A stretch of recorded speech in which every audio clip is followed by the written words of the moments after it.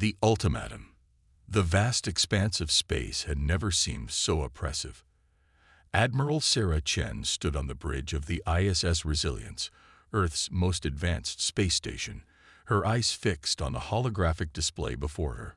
The image showed a massive fleet of alien ships, their sleek obsidian hulls reflecting the dim light of distant stars. They had appeared without warning, emerging from what could only be described as tears in the fabric of space itself. "Status report," Chen demanded, her voice steady despite the gravity of the situation. Lieutenant Commander Raj Patel's fingers danced across his console. "The alien fleet has taken up positions around Earth's major population centers. Admiral, they're not firing, but their weapons are hot." Chen nodded, her mind racing. Humanity had long prepared for this day, but the reality of it was still overwhelming. Any communication from them? As if in response to her question, every screen on the bridge flickered. The image of an alien being appeared, tall, with iridescent scales covering its body and 4 glowing eyes that seemed to pierce through the very soul. "People of Earth," the alien's voice boomed, translated in real time by the station's advanced AI. "I am Supreme Commander Zarkon of the Zarkonian Empire. Your planet now stands at the precipice of a new era. For centuries, we have observed your species, your conflicts, your progress, your potential. We have determined that you are now worthy of joining our glorious empire." Chen's fists clenched at her sides. This was no invitation, it was an ultimatum. Zarkon continued, his tone leaving no room for negotiation. "You have 24 Earth hours to surrender unconditionally. Dismantle your governments, lay down your weapons, and prepare to serve the Empire. Resistance is futile, and will result in the annihilation of your species. Choose wisely." The transmission cut off, leaving the bridge in stunned silence. "Orders, Admiral?" Patil asked, his voice barely above a whisper. Chen took a deep breath, steeling herself for what was to come. "Initiate Protocol Omega. It's time to show these Arconians what humanity is truly capable of." As Chen's words echoed through the station, a flurry of activity erupted. Hidden compartments opened, revealing advanced weaponry that had been concealed from prying eyes. Encrypted messages were sent to secret bases around the globe and throughout the solar system. For decades, humanity had been preparing for this moment. The world's governments, setting aside their differences, had poured resources into a clandestine space program. They had developed technologies that pushed the boundaries of physics, quantum computers that could process information faster than light, energy shields that could withstand the force of a supernova, and weapons that could harness the power of dark matter. In underground bunkers and hidden lunar bases, soldiers trained in zero-gravity combat suited up. Scientists made last-minute adjustments to experimental craft that defied conventional understanding of propulsion. And in the hearts of every human being, a fire was ignited, a determination to prove that humanity would not go quietly into the night. As the hours ticked by, Chen coordinated with world leaders and military commanders. The plan they had rehearsed countless times was now being put into action. To the Zarkonians, it would appear that Earth was preparing to surrender. In reality, they were mobilizing for the greatest fight in human history. 18 hours into the ultimatum, Chen received a transmission from an unexpected source. Dr. Yuki Tanaka, lead scientist of Project Singularity, appeared on her private screen. "Admiral," Tanaka said, her eyes bright with excitement despite the dark circles beneath them. "We've done it. The quantum core is stable. We can deploy the Singularity Drive." Chen felt a surge of hope. The Singularity Drive was humanity's ace in the hole, a propulsion system that could create localized wormholes, allowing for instantaneous travel across vast distances. If it worked, it would negate the Zarkonians' greatest advantage, their superior faster-than-light technology. "Excellent work, Doctor," Chen replied. "Begin integration immediately. We'll need every advantage we can get." As the deadline approached, Chen addressed the combined forces of humanity. Her image was broadcast to every soldier, every pilot, every citizen who had been entrusted with the truth. For generations, we have looked to the stars and wondered if we were alone. She began, her voice carrying the weight of history. Today, we have our answer. But we also face a choice: submit to tyranny or fight for our freedom. I say we fight, not just for ourselves, but for every species that has fallen under the Zarkonian boot. We will show them that humanity is not to be underestimated. We will show them the true meaning of resilience, of innovation, of courage. She paused, looking directly into the camera. The road ahead will be difficult. We may face losses that seem unbearable. But remember this: we are fighting for our right to exist, for our children's future, for the very essence of what it means to be human. And that is a force more powerful than any empire. As Chen finished her speech, a chorus of cheers erupted from every corner of the globe and beyond. Humanity was united as never before, ready to face whatever challenges lay ahead. In the final moments before the Zarkonian deadline, Admiral Chen stood on the bridge of the Resilience, watching as Earth's hidden fleets emerged from their concealment. Ships of impossible designs, crafted with technology that the Zarkonians couldn't begin to comprehend, took up defensive positions around the planet. "Send our response to the Zarkonians," Chen ordered, a grim smile on her face. The message was simple: we choose freedom. As the words were transmitted, the quantum cores of Earth's ships hummed to life. The battle for humanity's future was about to begin, and the Zarkonian Empire was about to learn a harsh lesson. Never underestimate the human spirit. The deception. The sun rose on a world forever changed. In the 48 hours since humanity's defiant response to the Zarkonian ultimatum, an uneasy quiet had settled over the planet. To the casual observer, it appeared that Earth had capitulated, its cities now overshadowed by the looming presence of Zarkonian ships. Supreme Commander Zarkon stood on the bridge of his flagship, the Eternal Dominion, a smug satisfaction evident in his four-eyed gaze. "You see, Sub-Commander Vexera, these humans are not so different from the other races we've conquered. A show of force, and they crumble." Vexera, his second in command, nodded in agreement, but a flicker of doubt crossed her features. "Indeed, Supreme Commander.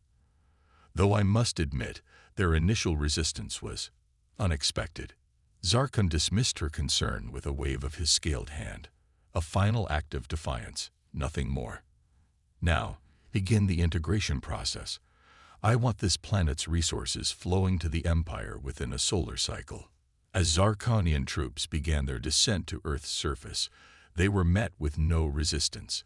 Human leaders appeared on global broadcasts, urging calm and cooperation. The Zarkonians saw this as confirmation of their victory, never suspecting the elaborate deception unfolding beneath their feet. Deep underground, in a vast network of bunkers and tunnels that spanned the globe, the true face of humanity's resistance took shape. Dr. Elena Rodriguez, head of Earth's Unified Science Division, stood before a group of the world's brightest minds.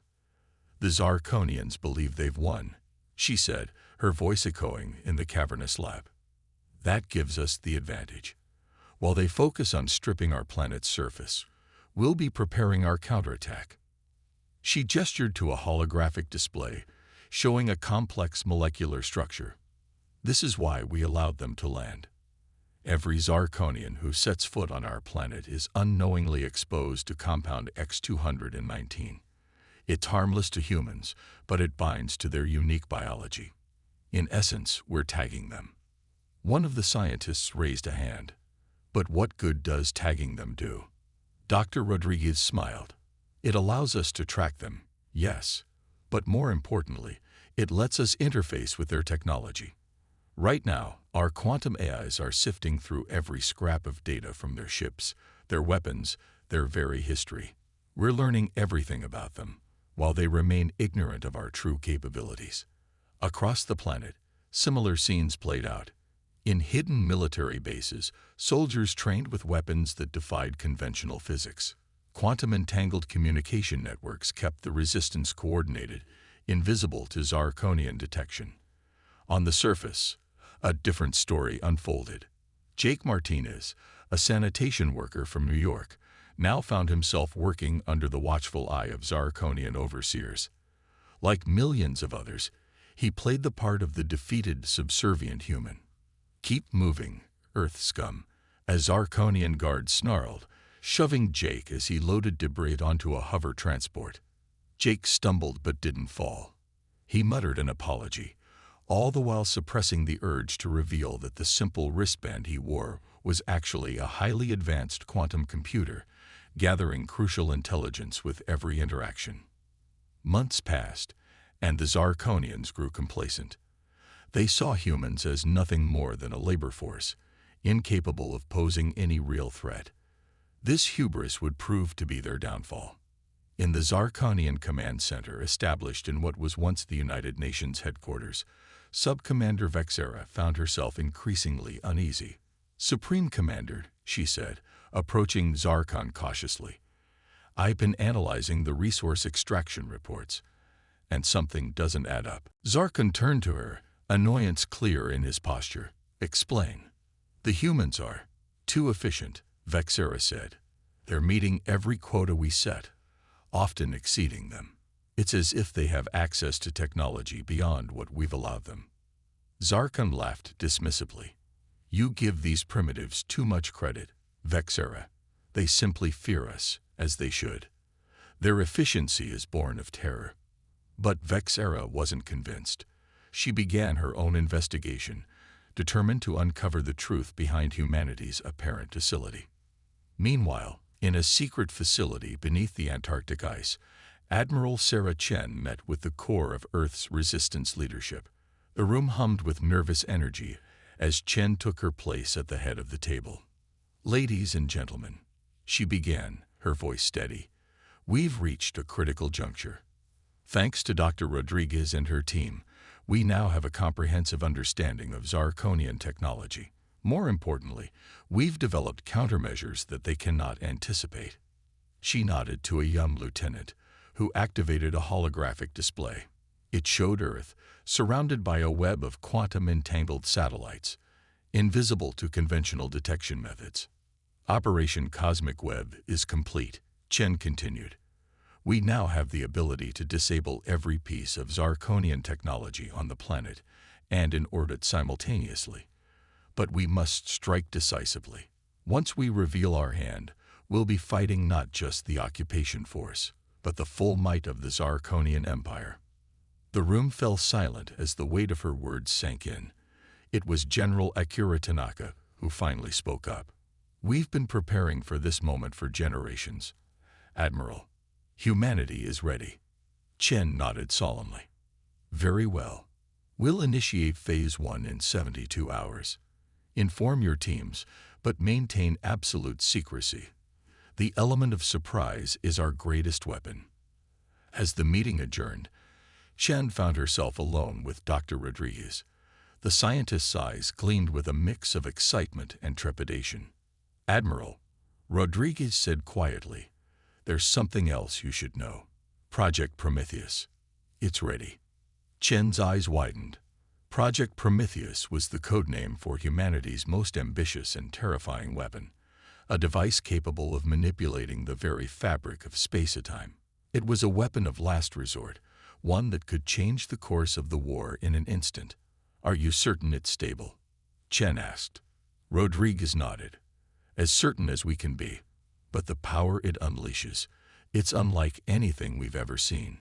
Using it comes with risks we can't fully predict." Chen placed a hand on Rodriguez's shoulder. "Let's pray it doesn't come to that. But if it does, we'll do whatever it takes to ensure humanity's survival." As Chen left the facility, her mind raced with the enormity of what was to come. In just 3 days, the fate of humanity would be decided. The Zarkonians believed they had subjugated a primitive race, but they were about to face the full, terrible power of human ingenuity and determination. Across the planet, resistance members received coded messages. In factories, offices, and homes occupied by Zarkonian forces, millions of humans steeled themselves for what was to come. The greatest deception in human history was about to be revealed, and with it, a war that would reshape the galaxy. As the countdown to humanity's uprising ticked away, Supreme Commander Zarkon remained blissfully unaware of the storm about to break. His empire had conquered countless worlds, but none had prepared him for the indomitable spirit of humanity. The stage was set for a conflict that would be remembered for millennia to come. The uprising. The moment of truth had arrived. As the sun rose on what appeared to be just another day of Zarkonian occupation, a silent signal raced through Earth's hidden quantum network. In an instant, millions of seemingly docile humans transformed into a coordinated fighting force. Jake Martinez, the sanitation worker from New York, shed his disguise. With practiced ease, he activated his wristband, which expanded into a full suit of advanced combat armor. All around him, fellow resistance members did the same. The streets of New York, once filled with the sound of Zarkonian hover transports, now echoed with the battle cries of humanity. Supreme Commander Zarkon was enjoying his morning meal when the alarms began to blare. "What is the meaning of this?" he roared, storming onto the bridge of the Eternal Dominion. Sub-Commander Vexera's hands flew over the control panels, her four eyes wide with disbelief. "Supreme Commander, we're under attack. The humans. They're rising up everywhere." Zarkon's scales paled. "Impossible. How could these primitives?" His words were cut short as the ship suddenly lurched, its systems flickering and dying. Across the planet and in orbit, every piece of Zarkonian technology simultaneously went dark. In the skies above Earth, the true extent of humanity's deception was revealed. Massive warships, hidden by advanced cloaking technology, decloaked in perfect formation. At their center was the ISS Prometheus, Earth's crowning achievement in space warfare.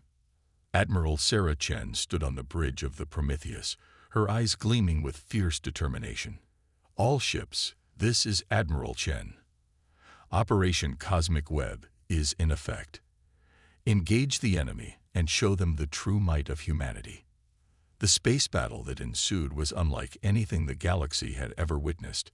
Human ships, powered by quantum singularity drives, danced between Zarkonian vessels with impossible agility. Weapons that harnessed the power of dark matter tore through Zarkonian shields like paper. On the ground, the uprising was in full swing. Dr. Elena Rodriguez coordinated the global assault from her underground command center. "Team Alpha, deploy the EM pulse generators in Sector 7. Beta Squad, I need those quantum disruptors online now." The Zarkonians, caught completely off guard, found themselves fighting an enemy they couldn't comprehend. Human soldiers wielded weapons that seemed to defy the laws of physics, phasing through solid matter or creating localized time distortions. In Central Park, now a Zarkonian stronghold, Jake led a team of resistance fighters. They moved with preternatural speed, their quantum-enhanced reflexes allowing them to anticipate and counter every Zarkonian move. "Push them back," Jake shouted, his voice carrying over the din of battle. "Show these alien bastards what happens when you mess with Earth."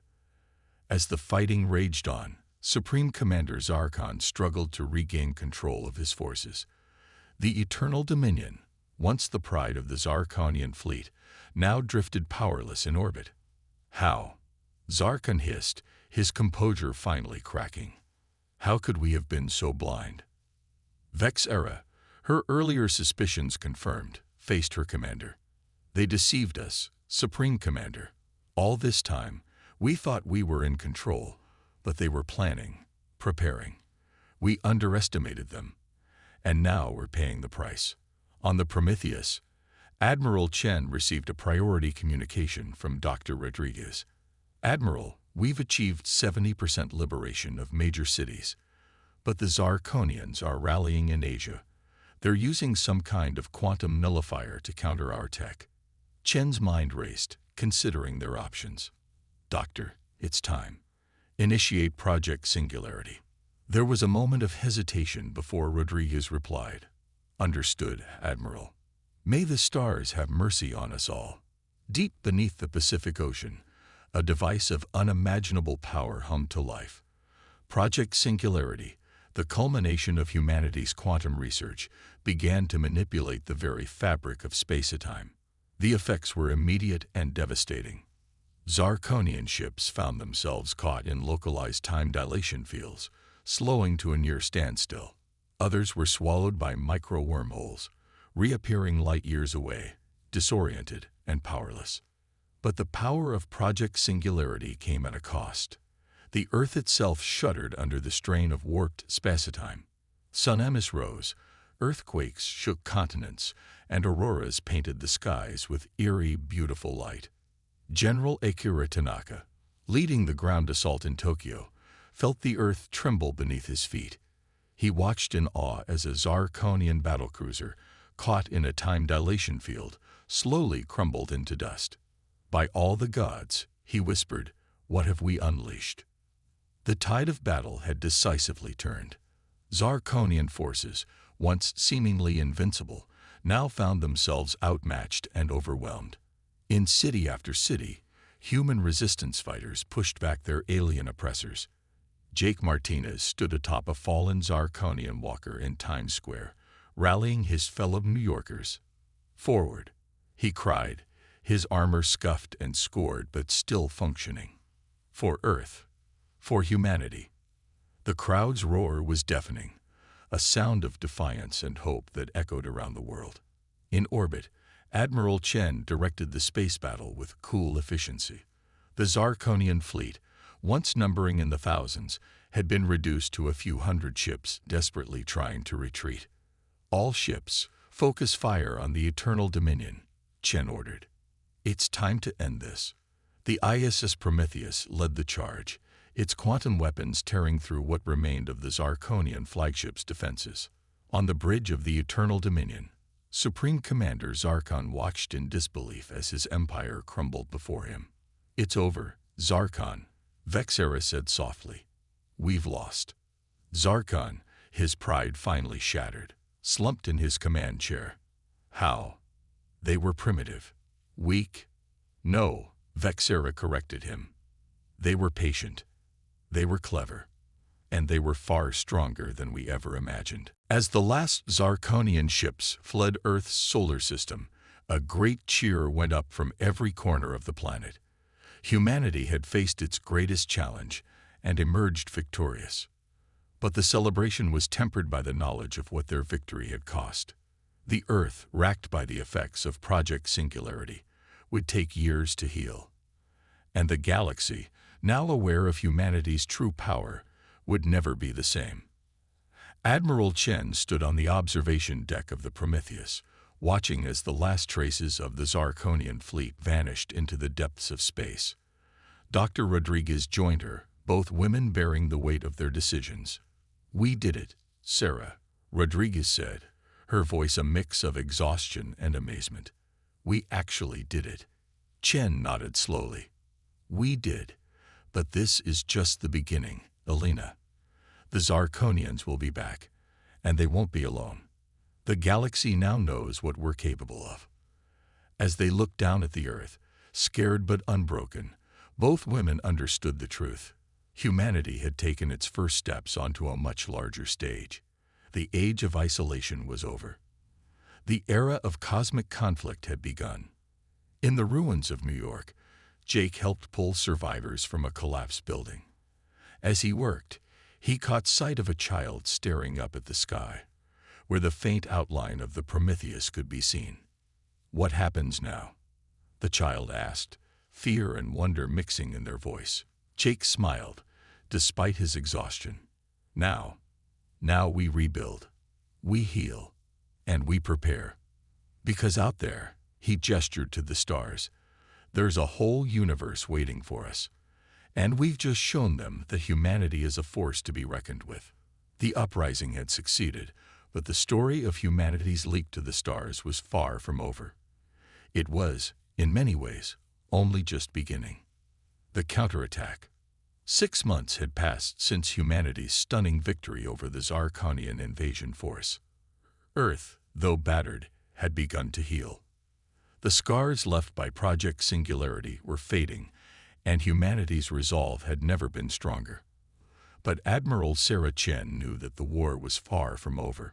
In the newly constructed Terran Defense Headquarters, buried deep within the Rocky Mountains, Chen addressed the United Earth Council. "The Zarkonians have retreated, but they're regrouping," she said, her voice echoing in the cavernous chamber. "Our long-range quantum sensors have detected massive fleet movements near the edge of our galaxy. They're coming back, and this time, they'll bring everything they have." Dr. Elena Rodriguez, now head of the Terran Science Division, stepped forward. "Which is why we can't wait for them to come to us. We need to take the fight to them." A murmur ran through the assembled leaders. General Akira Tanaka voiced what many were thinking. "You're suggesting we launch an offensive into Zarkonian space. We barely know what's out there." Chen nodded grimly. "Exactly. Which is why our first mission is reconnaissance and alliance building. The Zarkonians have conquered and subjugated countless species. It's time we offer them a chance at freedom." The plan was audacious. A fleet of Earth's most advanced ships, led by the ISS Prometheus, would venture into the heart of Zarkonian territory. Their mission: to gather intelligence, free enslaved worlds, and build a coalition capable of bringing down the Zarkonian Empire once and for all. As preparations for the mission reached their final stages, Jake Martinez found himself assigned to an elite team of soldiers and diplomats. Their job would be to make first contact with potential alien allies and coordinate ground operations. "I never thought I'd go from sanitation worker to interstellar diplomat," Jake mused as he boarded the Prometheus. His team leader, a seasoned diplomat named Amara Okafor, smiled wryly. "Life's full of surprises, Martinez, especially when you're dealing with aliens." The launch day arrived with little fanfare. Earth couldn't risk the Zarkonians detecting their plans.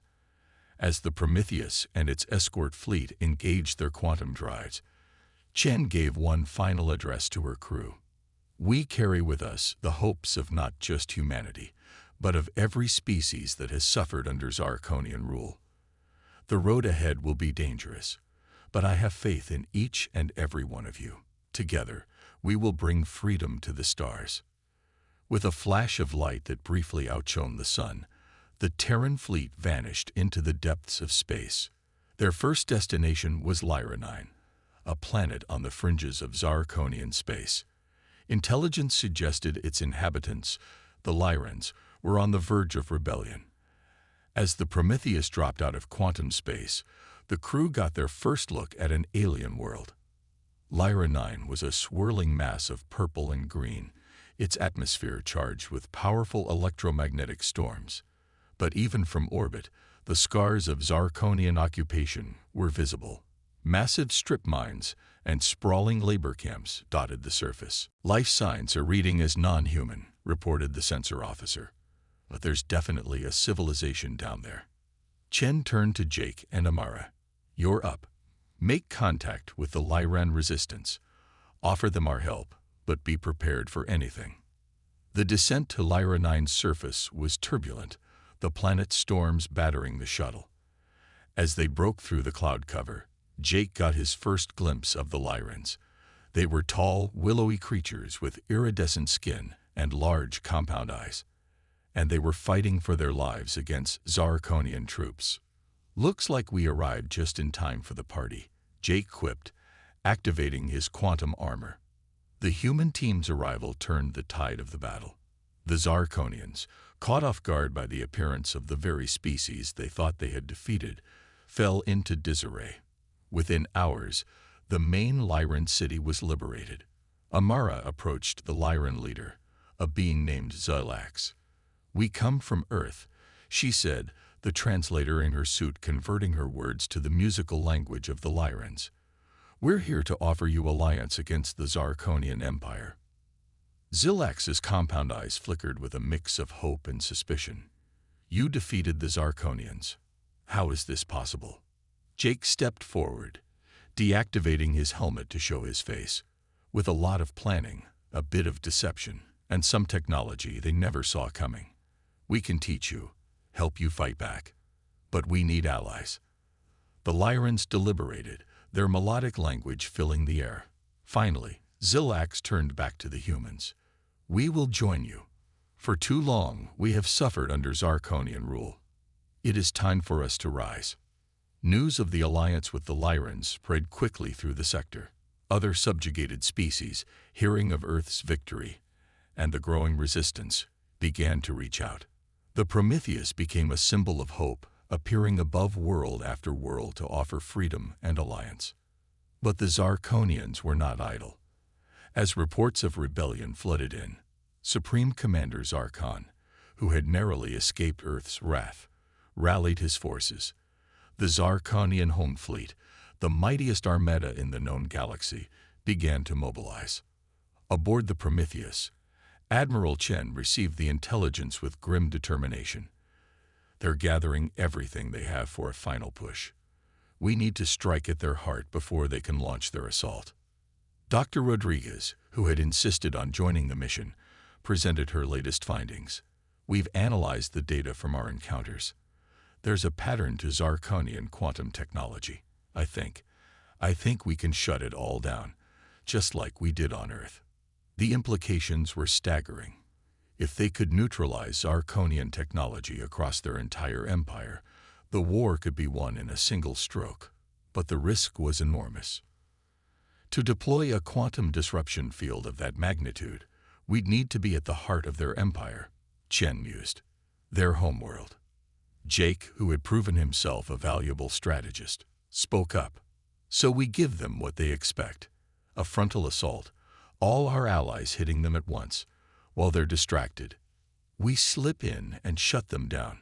Chen finished, a fierce grin spreading across her face. It's audacious, dangerous, and probably our best shot. Let's do it. The call went out across the sector. Every allied species, every liberated world, prepared for war. It would be the largest fleet action in galactic history. As the combined fleet assembled, Jake found himself looking out at the vast array of ships. Vessels of every shape and size, crewed by beings he could scarcely imagine, all united against a common foe. Quite a sight, isn't it? Amara said, joining him at the viewport. Jake nodded, his expression a mix of awe and determination. When I was a kid, I used to dream about aliens. Never imagined I'd be fighting alongside them to save the galaxy. Amara smiled. Life's full of surprises, remember. The battle plan was set. The Allied fleet would engage the Zarkonian home defense forces, drawing their attention and firepower. Meanwhile, the Prometheus, cloaked and running silent, would slip through the chaos and make for the Zarkonian homeworld. As the Prometheus prepared to depart, Admiral Chen addressed her crew one last time. What we do here will echo through history, not just human history, but the history of every species in this galaxy. We carry with us the hopes and dreams of countless beings. Failure is not an option. With that, the IS Prometheus vanished into quantum space, bound for the heart of the Zarkonian Empire. The fate of the galaxy hung in the balance, and humanity was leading the charge. The final battle for freedom was about to begin. The new era, the Zarkonian capital world, Zarkon Prime, loomed before the ISS Prometheus, a planet of gleaming metal and pulsing energy. It was the heart of an empire that had dominated the galaxy for millennia. Now, it stood as the last bastion of a crumbling regime. Admiral Sarah Chen stood on the bridge, her eyes fixed on the swirling battle beyond. The Allied fleet, a patchwork armada of ships from 100 worlds, clashed with the Zarkonian home defense force in a spectacular display of firepower and tactics. Status report, Chen demanded, her voice steady despite the stakes. Allied forces are holding their own, Admiral, reported Lieutenant Commander Rajpatal. The Zarkonians are fully engaged. Our path is clear. Chen nodded grimly. Take us in. Activate the quantum disruption field on my mark.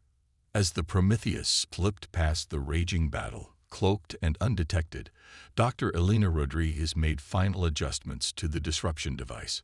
The fruit of months of research and reverse engineering, It was humanity's ultimate weapon against Zarkonian technology. "Elena," Chen said softly, "are you certain about this? The scale of what we're attempting?"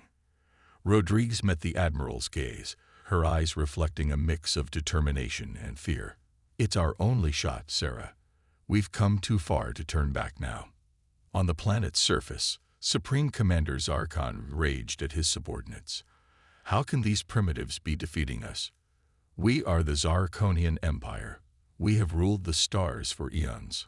Sub-Commander Vexera, who had long since lost faith in her leader's infallibility, watched the battle screens with a sense of impending doom. "Perhaps," she mused, "it is time for that rule to end." The Prometheus entered Zarkon Prime's atmosphere, its advanced stealth systems rendering it invisible to the planet's defenses. As they approached the central power hub of the Zarkonian capital, Chen gave the order they had all been waiting for: activate the quantum disruption field. Now. Rodriguez took a deep breath and engaged the device. For a moment, nothing seemed to happen. Then, like a wave of silence spreading across the planet, every piece of Zarkonian technology began to shut down. In orbit, Zarkonian ships suddenly lost power, drifting helplessly in space. On the ground, weapons fell silent, force fields collapsed, and the once mighty empire found itself paralyzed. Jake Martinez, leading a team of special forces, touched down in the heart of the Zarkonian capital. As they moved through the streets, they encountered not resistance, but confusion and fear. "This is it, people," Jake called out to his team. "Let's end this war once and for all." In the Imperial Palace, Zarkon watched in disbelief as his world crumbled around him. Screens went dark, alarms fell silent, and the very floor beneath his feet seemed to lose its solidity as gravity generators failed. What is happening?" he gasped, his once powerful voice now small and frightened. Vexera, seeing the truth that her commander could not, stepped forward. "It's over, Supreme Commander. We've lost." As Jake and his team breached the palace defenses, they found themselves face to face with the being who had once threatened to destroy their world. Zarkon, stripped of his technology and power, seemed smaller somehow, almost pitiful. "Supreme Commander Zarkon," Jake announced, his voice echoing in the cavernous throne room, "in the name of the allied species of the galaxy, you are under arrest. The reign of the Zarkonian Empire is over." In the days that followed, news of the Empire's fall spread across the galaxy like wildfire. Worlds that had lived under Zarkonian oppression for generations tasted freedom for the first time. The alliance that had formed to fight the Zarkonians now found itself with a new purpose: rebuilding a shattered galaxy. On Earth, celebrations erupted as news of the victory reached home.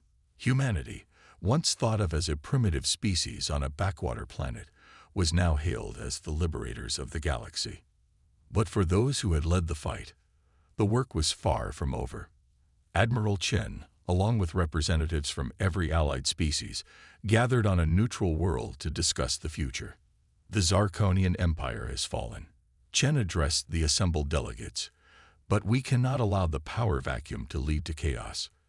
We must work together to build a new galactic society, one based on cooperation and mutual respect." The negotiations were long and often difficult. Centuries of mistrust and conflict could not be erased overnight. But slowly, painfully, a new order began to take shape. A galactic council was formed, with representatives from all sentient species. Earth, as the catalyst for change, was granted a leadership role, but Chen and the other human delegates were careful not to dominate the proceedings. "We're all in this together," Chen reminded her fellow counselors. "Humanity may have led the charge, but this victory belongs to all of us." As the new galactic society took shape, the former empire underwent a radical transformation.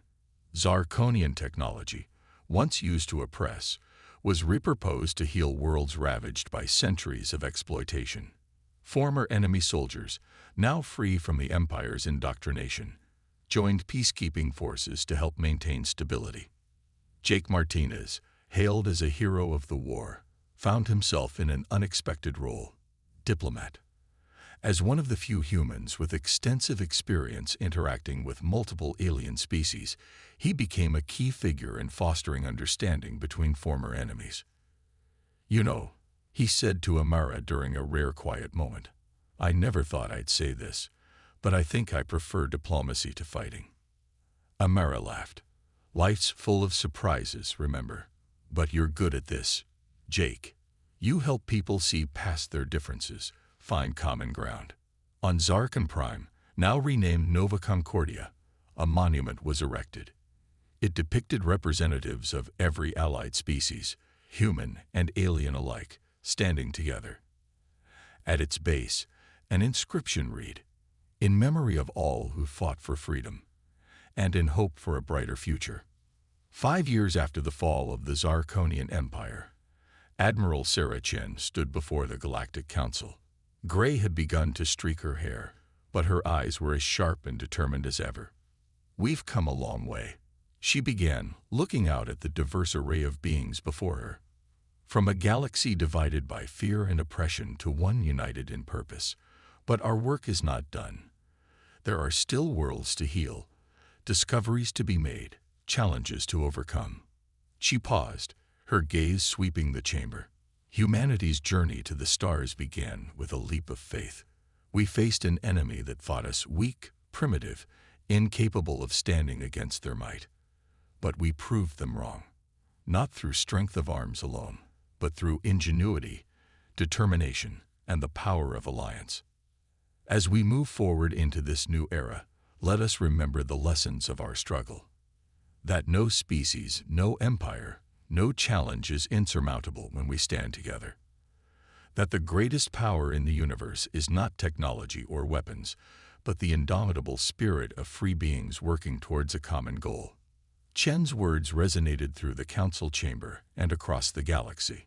On countless worlds, beings of all shapes and sizes listened, united by a shared hope for the future.